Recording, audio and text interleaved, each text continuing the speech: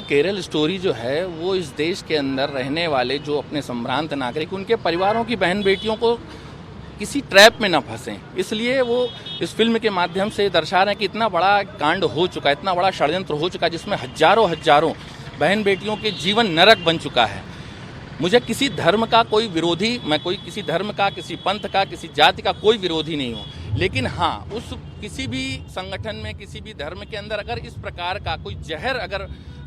या कोई विष बेल अगर बोई जा रही है तो मैं उस विचारधारा का मैं विरोधी हूँ।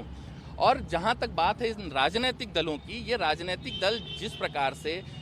भाई देश की बहन बेटियों को सुरक्षित रखने की तो बात कही गई, या जो भी घटनाक्रम इस देश के अंदर हुए उसको दिखाने का ही तो बात हुआ, और उसके बाद अगर आप इस फिल्म को बैन करा रहे हो, बंगाल के अंदर जिस तरीके से कल रात में मार के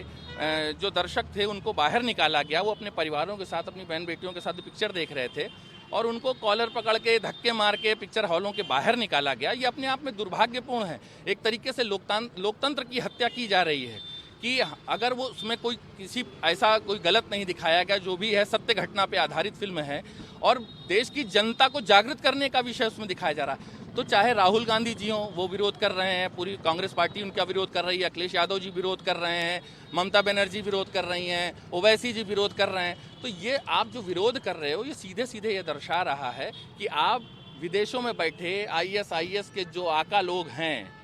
तो आप उन्हीं के मन की बात बोल रहे हो। आपको देश के साथ में खड़ा होना चाहिए, देश की जनता के साथ में खड़ा होना, देश की बहन बेटी के साथ में, क्योंकि देश हमारा है, इस देश में रहने वाला हर नागरिक हमारे जीवन का हिस्सा है। तो आज उन राजनीतिक दलों को देश के साथ में खड़ा होना चाहिए, ना कि विदेशों में बैठे जो देश को तोड़ने का काम कर रहे हैं उनके साथ में खड़ा होना चाहिए।